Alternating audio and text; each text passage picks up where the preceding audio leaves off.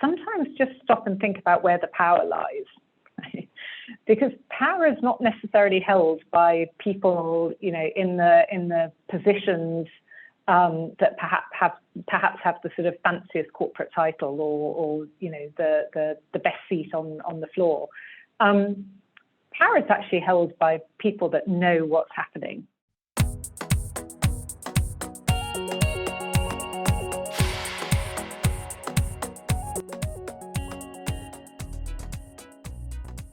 Hi everyone, my name is Ben, and today I'm joined by my co-founder Sarah for this episode of the Her Own Boss Executive Edition, a series where we put the spotlight on female founders and businesswomen in a variety of industries. So today we're interviewing Nicky Eggers, who is CEO of Wealth Management and Investments at Barclays. And what makes Nicky's journey so special is that while she's got such a senior position in the business, she's actually worked her way up to the top, all in the same company, having been with Barclays since she graduated in the 90s. So without further ado, hi Nicky, how are you today? Hi Sarah, I'm great. And hi Ben as well. Thanks so much for inviting me on. Not at all. We are so excited to have you on today. Before we get started with the main interview, we'll just ask a few sort of quick fire questions, which we ask to our guests so that our listeners can get to know you a bit better. I've got two for you today. You just have to say the first thing that comes into your mind. There's no right or wrong answers, no pressure. Okay. Are you ready? I'm ready, go for it. Perfect. So the first question that we've got for you is, are you a dog or a cat person? A dog person. A dog person. Do you have any dogs? Yes, and he'd kill me if there's certain days. If you ask me that question, I might say a cat person, just because he's bugged me, sitting under my desk, yapping at the poor Amazon delivery drivers. But yeah, definitely we're a dog household. Oh, nice. Lovely. And the second question is, what song do you have on loop right now? Okay, well, I have to admit, you might be pleased to hear this, I'm more a podcast person than a listening to music. Oh, wow, yeah. But the song I probably listen to the most is the first track on my running playlist, which is Kelly Clarkson's Stronger.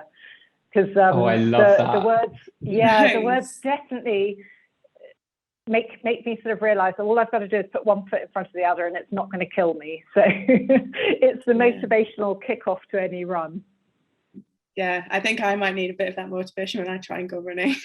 It's easier at this time of year, that's for sure. In November, December, it was a real struggle. Yeah.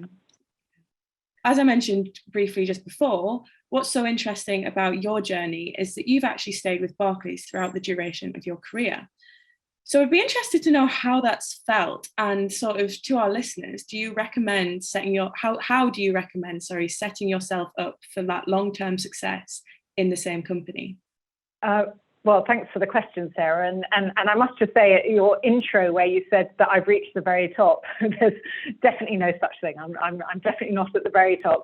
But nevertheless, as you said, I have spent my entire career at Barclays.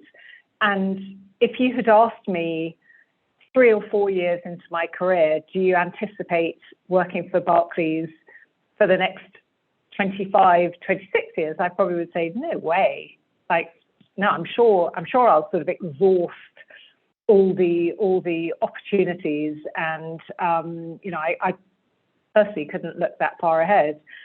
But I think the reality is that for certain companies, big global diverse companies like a financial institution or a big consultancy practice or any type of diverse firm, there are a multitude of jobs within it.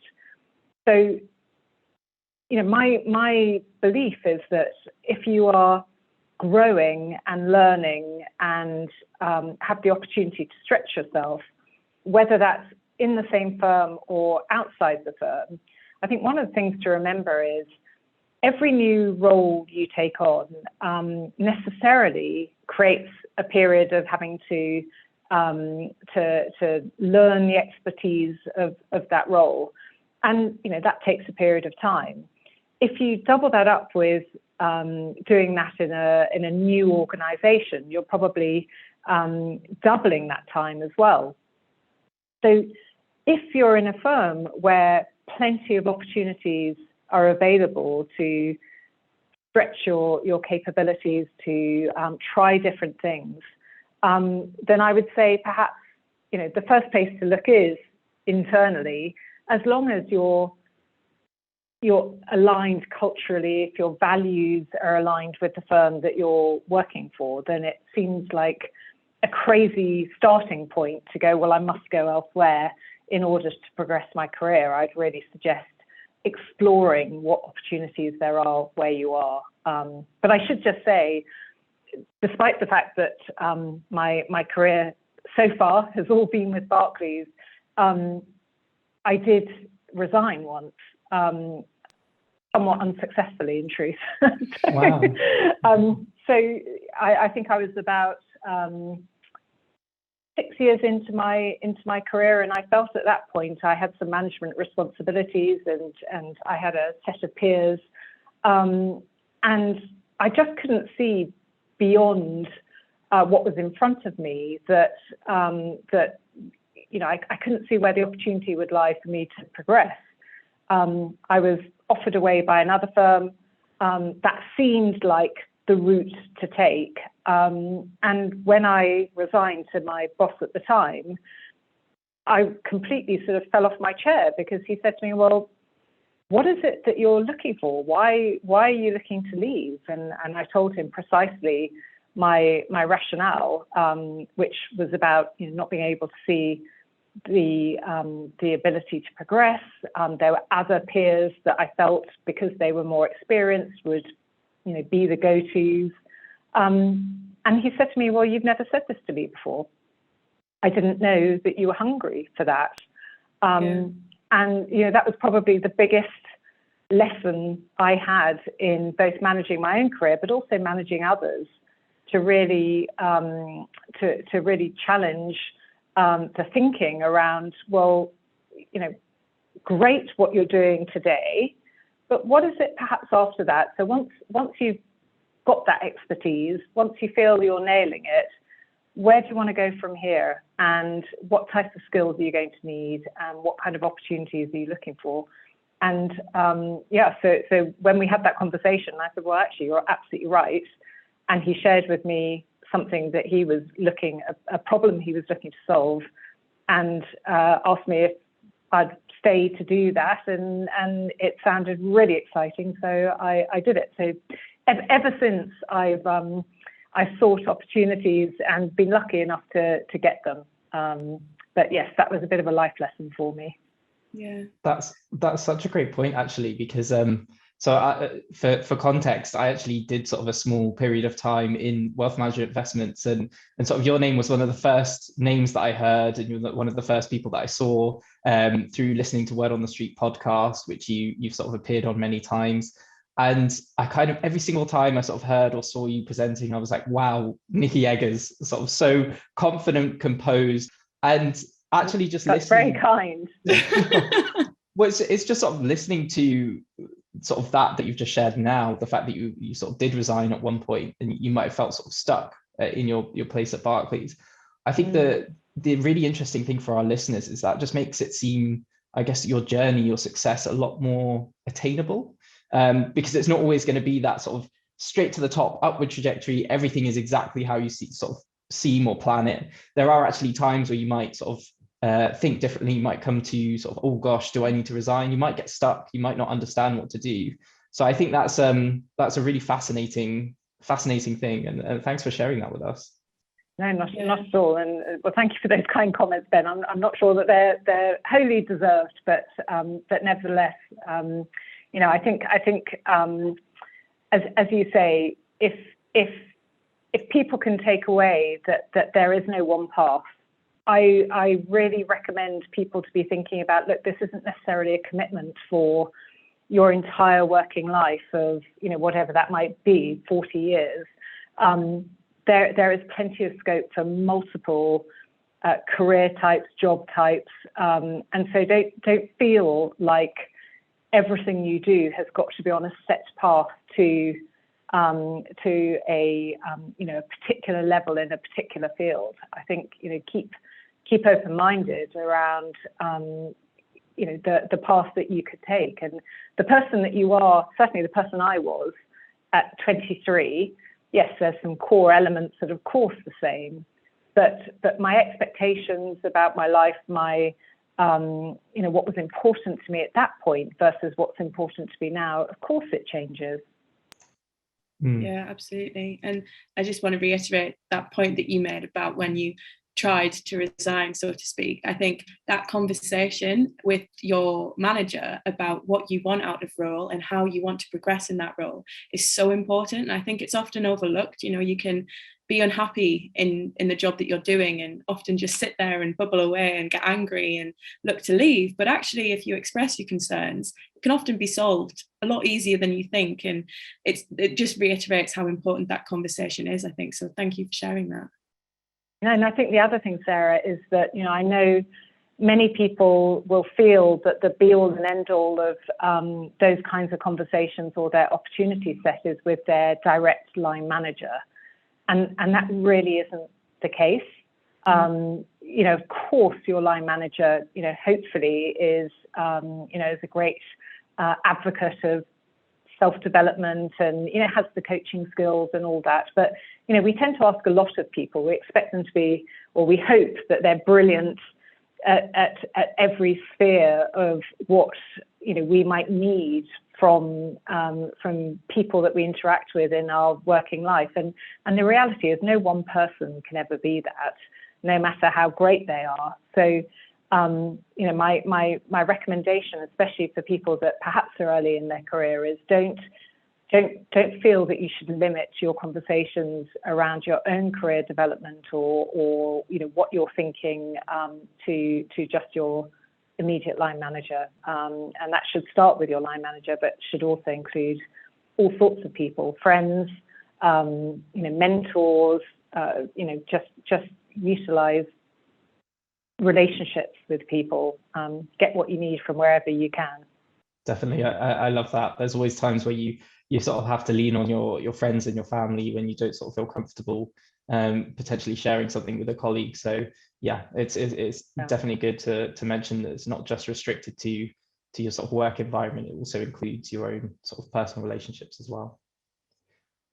Just another question, actually, because you mentioned that you're sort of when you were sort of 23, your kind of career perspectives and thoughts were very different.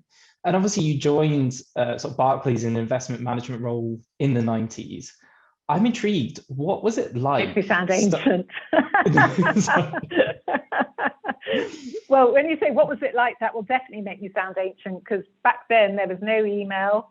There was even smoking at the desk for certain hours. I mean, it sort of blows my mind now, but yeah, wow. Particularly with a sort of investments lens, though, sort of what was it like starting your career in the investments world in the 90s, sort of as a woman, and how do you think it's changed over the years, sort of to now, to 2022? So, I mean, obviously many things have changed, but I guess your point there about as a woman, when I first joined, the types of roles that we had, given that we weren't particularly automated, right? So buying and selling investments was done literally with a pen and deal tickets, writing them out by hand, and then handing them over to the dealer. So there were plenty of jobs that the way you do that job has just changed immeasurably, and changed probably in the first 5 years of my career the most. So the nature of work changed. And when it comes to, I suppose, the role of an investment manager, because that's what I joined to be a trainee, there were a couple of female investment managers, but very much in the minority. And when I look to the sort of female population of our workforce, it was predominantly with more of the support staff within our team. So, because there was no email, we literally dictated memos that were typed and that kind of. So there were a lot of women who were secretaries sort of performing that function. So there were females in the office, but they weren't necessarily the decision makers. What I would say, though, is that sometimes just stop and think about where the power lies, because power is not necessarily held by people, in the positions that perhaps have the sort of fanciest corporate title or the best seat on the floor. Power is actually held by people that know what's happening, and actually, what I sort of observed quite early on was by making friends with and sort of becoming an ally of some of the team members who were predominantly female, but in those sort of support roles. Actually, I really learnt what was going on, and who perhaps would make sense to try and get some time with, because they knew what was going on. So I mean, the reason I mention that is that today, thankfully, we do have greater diversity across our colleague base and across the industry, but it's still not anywhere near the targets that any of us want to get to. It is not yet representative, both for gender, but also other protected characteristics. But it's definitely better than it was. I was very lucky, though, because one of the aspects of my role in the early days of my career is that I worked with clients based in Asia, and I would travel out to various countries in Asia 2 or 3 times a year. And actually, what was interesting was that the people that held the relationships with those clients were predominantly female in the offices in Asia. So whilst I didn't have many female role models within my immediate environment in London, actually, when I was out and about with clients and the people that I needed to work really effectively with, they were predominantly very senior women. So I guess I got quite a lot of opportunity to have female role models, but not necessarily precisely in my business area. So it just comes back to my point about take things where you can get them, whether it's in different parts of your organization or through sort of networks and what we call employee resource groups. But I know many firms they talk about sort of employee networks, or indeed, as you mentioned, Ben, your friends, your friendship base or people that because actually that element of can I see myself in leaders or people that are successful or people that are attaining things that I feel like I want to attain. Just having role models that aren't, they don't have to necessarily be in your business area, but of course, if they are, it's a bonus. A recent study into female representation within the investments business, there's actually a 43% representation in general financial services for women, which is actually, you think of that as being almost there to 50%, which is clearly quite a large improvement to where it used to be. However, when you look at the corporate grade breakdown, it really is quite stark. And that CEO role of financial services is only 12% female, which is, really quite stark. And it means that although there may be quite good representation by other standards in the lower sort of corporate grade or seniority levels, it's as you get to the top, it does become quite poor. So yeah, I just think that's really interesting. And although we seem to have improved quite a bit to the past, there is definitely still a long way to go, and it's really important that we keep working at it. So right, yeah, I couldn't agree more, Sarah. And I think when it comes to at the senior levels, and there's plenty of work that's done around, how much is self-selection, how much is, systematic in the sense that it's harder to progress. And I think there's clearly elements of both. But what I would say is that, the fact that you guys are doing your podcast, as well as some of the actions that businesses themselves are taking, there is a true recognition that without the right kind of representation at every level of an organization, you're just not going to be effective, right? It's directly linked to profitability. It's directly linked to customer outcomes, which is, generally why we all get out of bed in the morning, is to deliver great outcomes for clients and customers, and they are at every size and level, they are at least 50-50. So we need to reflect that. For sure. Perfect. I mean, I just loved actually when you mentioned the sort of the power is with the people around you necessarily, because one of the things that a lot of the time, whenever you kind of look for role models, you always look up. You look at where is the leadership now. And oftentimes leadership nowadays is a representation of the past, because obviously people have gone through those career trajectories.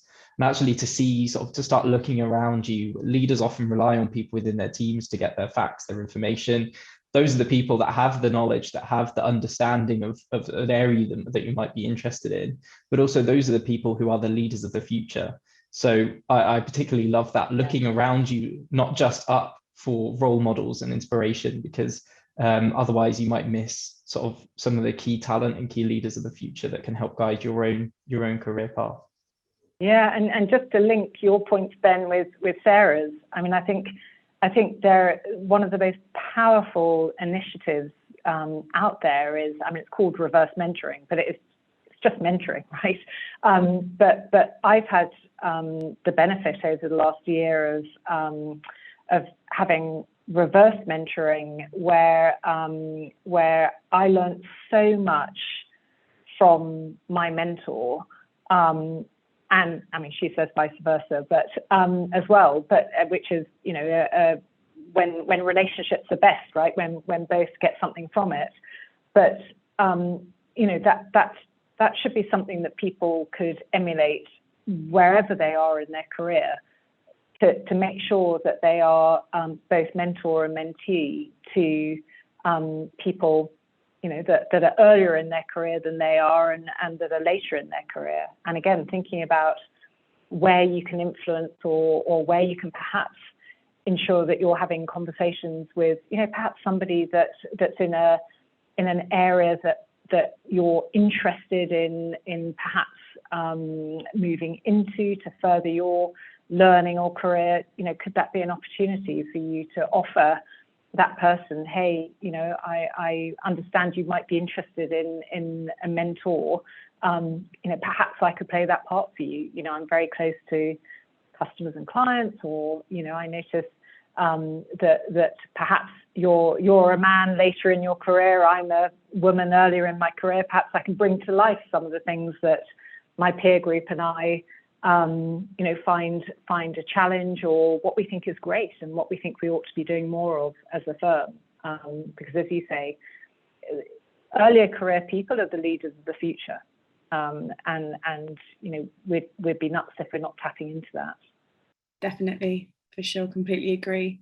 And obviously you've mentioned it briefly before, but we'd like to talk about how, when you joined the business, how it felt to move about within different roles. So if you like, more of a horizontal move to a different role rather than vertical. And I think there's a little bit of a misconception within that when you're progressing, or when you're early in your career, well, never mind early, just at any point in your career, if you take a new role, you should be progressing vertically, so moving upwards in the line of command or whatever it may be. But surely throughout your career, you will have taken some of those horizontal moves instead. And I'd just like to ask how that sort of felt for you, and how did you know that that was the right move to make? Because it can be quite hard, to move horizontally and not feel like you're progressing. So when I think about a about some time, perhaps 10, 15 years into my career, there are plenty of times where if you feel like you've either sort of exhausted becoming expert in the thing that you're responsible for, why not look to actually stretch those muscles in a slightly different way? So, one of the things when I reflect back on my career, and, it sounds monotone to say, well, I've been in the same organization the whole time. But when I look at it a bit deeper and sort of talk about it and say, well, for the early portion of my career, I was learning my sort of specialist skills, but I was dealing with clients based in Asia, and I was learning relationship skills as well as investment management skills. Then I took on management responsibility.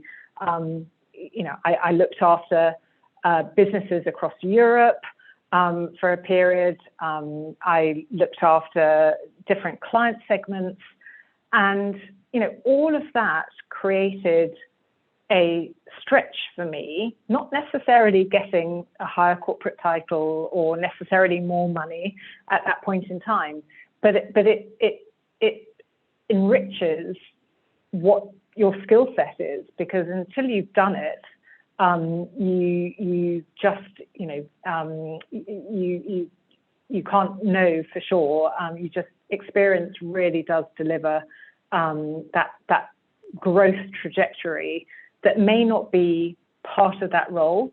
So the trajectory may not come with that role, but without experience in different areas, it's very hard to progress into a wider remit, because you need to flex some of those muscles.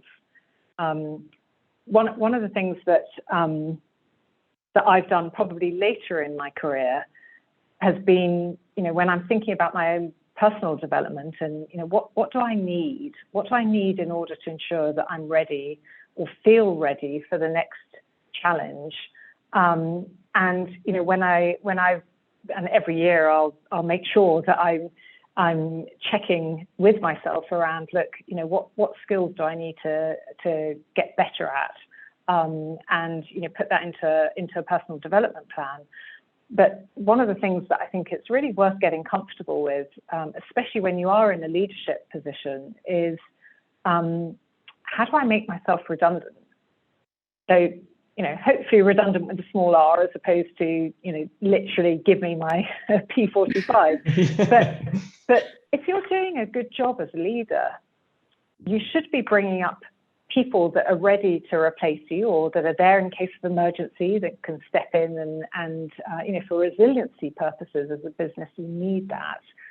But also, anyone in a leadership role, I would suggest, oughtn't really to need to be in that role, unless it's a very specialist leadership role. But generally in leadership, you shouldn't really need to be there for more than, say, 3 years, because ultimately there is then a sort of ripeness of people that are ready to take your place. And, if you've delivered on some of the key things that you were seeking to achieve, then you should get really comfortable about the fact that that means, I've got shelf life.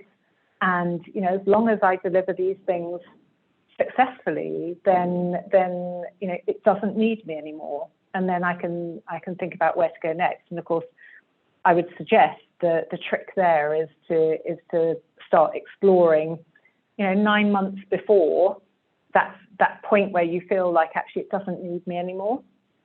Explore what the next thing could be and start to have those discussions, having made sure that, of course, you've thought a bit about what gaps in your experience set do you need to fill, and trying to get those by virtue of mentors or, being a fly on the wall for, perhaps shadowing somebody for a couple of days and getting a feel for what it could mean to adopt a different role.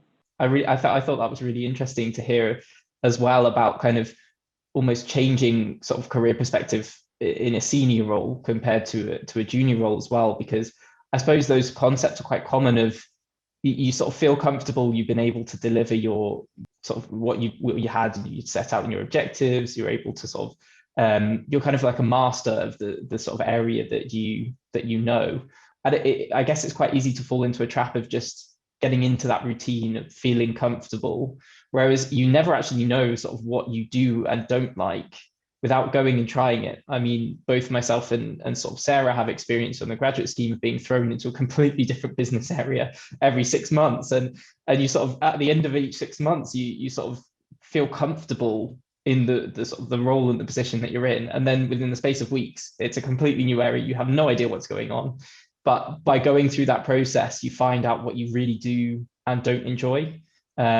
So I definitely think that's something that's common between both, not to get sort of overly comfortable in the same role, and definitely to branch out and try new things. And I guess sort of related to that, I did have a question, particularly for those who might necessarily be looking at interests outside of their career. So, and in our chat before this episode, you mentioned that there were times where actually career wasn't the sort of the entire focus that you had. There were other interests or other sort of priorities that you had outside of your career. What would you say to sort of a listener or someone our age, for example, who is wanting to pursue another interest? Could be wanting to start a podcast, for example, but they feel like they might be worried that they're sacrificing their career trajectory to do it. I'd be interested to get your thoughts on that. Success, you use that word, right? And success, I imagine, means very different things for different people. And it certainly meant different things to me at different points in my career. So when I was starting out, success for me was ensuring that I could put a roof over my head and feed myself and, perhaps have enough money to go out to the pub at the weekend. But that was my focus. And so, it was very important to me to earn enough money to be independent.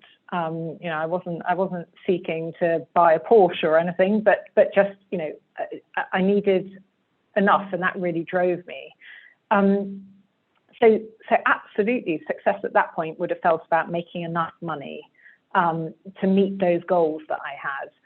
But of course, there comes points in your life where success means perhaps different things. And so, as you say, and it doesn't matter at what point in your life, but as you say, it could be about wanting to pursue some other interests. It could be about making sure that you've got time to do voluntary work, looking after family or people that you care for.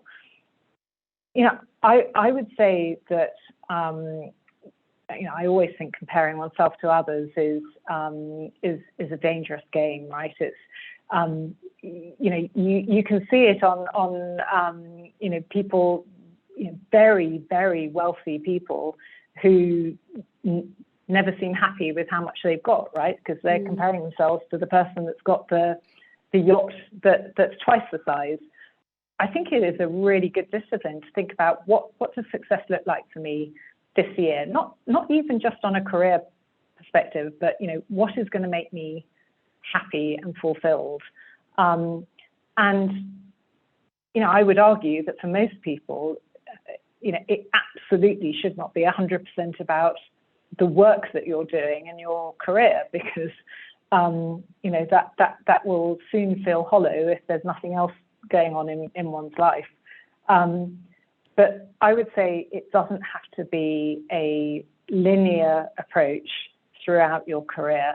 That certainly when I look back, there was absolutely a period when I was having my children.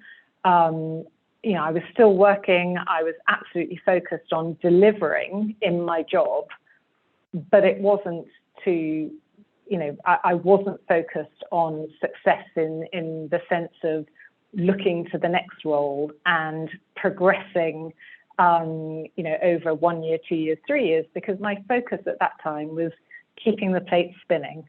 I'm sure there were other people that were progressing faster, that's fine. But for me at that time, that wasn't what was going to make me happy. So I would say to people, figure out what's going to make you happy.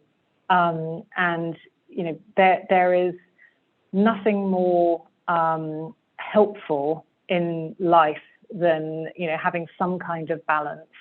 We don't always get it right, and we generally never feel like we've got it in any way perfect, but looking to have a bit of that balance, whatever that balance is, really important. And I would argue for things like you guys running your podcasts, which are just fantastic, or people that are doing military reservists, or whatever it is that you're doing as well as your career, I can't imagine for a minute that is not making you better at what you do in your career. Definitely. I love that as well. It's all about those transferable skills of provides invaluable and sort of unforgettable opportunities for the future. Yeah, definitely. Couldn't agree more. And you sort of briefly touched on it there when you were talking about at certain times in your career you had other priorities, for example, when you had your children. And correct me if I'm wrong, but I think when we spoke before, you mentioned that you're a mother of 3 girls. I am, yes. Yes, wonderful. And, I think that's great, because as a woman in such, and it is a male dominated industry, I think you must have a particular lens on that as a mother of 3 girls, in a protective sort of way. And I think obviously a lot of our listeners would be interested to hear as well, as am I, any sort of advice you would have. Now, I don't know what industries or careers your daughters are looking to go into, but for myself and for other listeners, what advice would you give for anyone going into, whether it be a male dominated industry or not, but starting out their career at this time? I think what's really cool is that most kids that I interact with, they don't tend to see limitations, and nor should they. Of course, the reality is that when you are, in certain businesses or in certain industries, that you will see fewer women. I would really urge any young person that's listening to this to not feel that they're not invited into any industry or any business. Now, don't get me wrong, I'm not going to pretend that it's all chocolates and flowers and not difficult. And of course it feels difficult if you feel like you're the other, in whatever category of other you feel. But I think if you feel that it's a role that you want to do, that you've got a passion for, and as I said before, whatever business it is, whether it's the coffee shop or a financial institution or a legal firm, if you feel sort of culturally aligned, if it feels like the purpose of that firm is something that speaks to you, then do it regardless. And take your strengths from your network, your friends, your family. Just do it. Just try it. What's the worst that can happen? I love that. I think when you said right at the beginning that kids don't have limitations on what they think is possible, it took me into a kind of a phase where I was like, wow, actually, think about what I used to want to be when I was a kid. You never had, you had all the sort of enthusiasm in the world. You thought you could do anything. And you want to be an astronaut, or exactly. you'd want to explore new planets. And I think that's so interesting to sort of to reflect on how, as you grow up and as kind of you get influenced by both society and your own sort of experiences, how your perspective on that changes, and but how also it's so important to keep that enthusiasm of sort of anything is possible if you do put your mind to it. I really love that that comment there. And just before we sort of wrap up, this episode, we've got one last question which we asked to all of our guests, and this one focuses on we just love to hear all the different answers that are out there, really. But the key question is, what gives you confidence? The honest answer to that is I generally give myself a bit of a talking to when I need it, which is most days. So I manage myself, and in the same way as I highly recommend people to manage their managers. Don't wait and sit back to be managed. Actively manage your manager. Put yourself in their shoes and think about, what does that person need from me, and I'll make sure to work with that. I manage myself. I don't passively every day sort of let my mood just take me where it's going to take me. So to your point around confidence, I'm fairly new into my bigger role. So every day I am doing things that I've never done before, that frankly, probably at least 3 times a week, I'm somewhat terrified. But I give myself a talking to, normally in my head, unless I'm in the bathroom at home. But I tell myself, look, here is what you're going to, what's the worst that could happen? That's a phrase I tell myself an awful lot. And I look at the likelihood of that worst case, and then I also think about, okay, how am I going to make sure that the best outcome? So I don't know if that's the kind of answer you were looking for, but it's definitely about managing myself and giving myself a right talking to. No, I think that's a great answer. Absolutely. And I think, sometimes you've got to look at yourself in the mirror and just be proud and just take a step back and think, I can do this if I actually put my mind to it. So I think that's a great answer, and you've summed it up perfectly. So thank you. Perfect. So with that, I think that is all we've got time for. So I just want to say thank you so much, Nicky, for coming on the podcast. It's been a really thought-provoking and really important conversation that we've had. So just thank you so much, and I hope our listeners have found it useful. Oh, well, thank you. Me too. I hope they found it useful, and I've really enjoyed our time together, Sarah and Ben. So thank you for having me on.